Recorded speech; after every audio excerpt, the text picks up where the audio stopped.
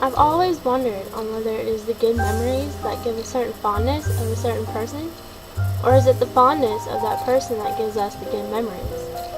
I've always thought everybody always had that certain time in their life where they have their best memories. Perhaps some of my best memories come from when my sister and I lived with my grandparents. I had always looked up to my grandpa, and I still do to this day. In fact, one memory in particular always comes to mind when I do think about him.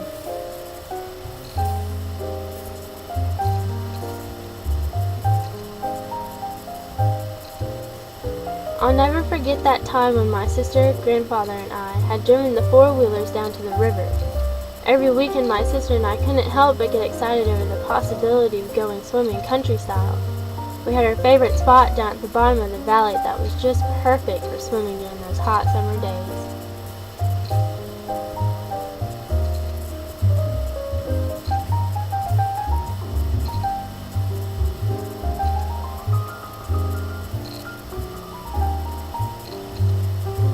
Every now and then, old Farmer Johnson's cows would occupy those sweet, cool waters, but if we were lucky, they would be down at the other side of the valley.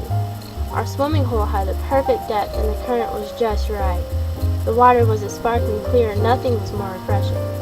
My sister and I used to pretend to be tadpoles and race each other to the other bank lined with bamboo sprouts. The weather was always perfect, with just the right amount of clouds and an abundance of sunshine.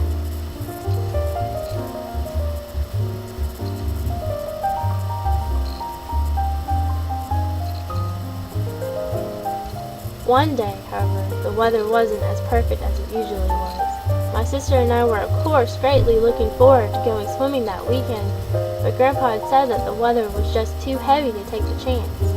And as usual, he just couldn't stand strong against his grandbaby's pleas. So we went, and even though the sky threatened above us, our imaginary fins explored every imaginary underwater cave. Our conversations with the little fish continued on from last week, and our races had begun. However, one raindrop began to turn into another, and like Grandpa had warned, we were forced to leave. By the time we made it back to our four-wheelers, and raindrops were coming more frequently and began to turn into a sprinkle. We began to race home, but then, not even halfway there, God let out to what seemed to be all of his pent-up anger. There was lightning and thunder, and the raindrops must have been the size of golf balls. The best part, you may ask, however, my grandpa laughing the entire way home. Of course, my little sister wasn't too happy, but all in all, it was completely worth the movie and popcorn afterwards. To this day, my grandma still doesn't know what happened.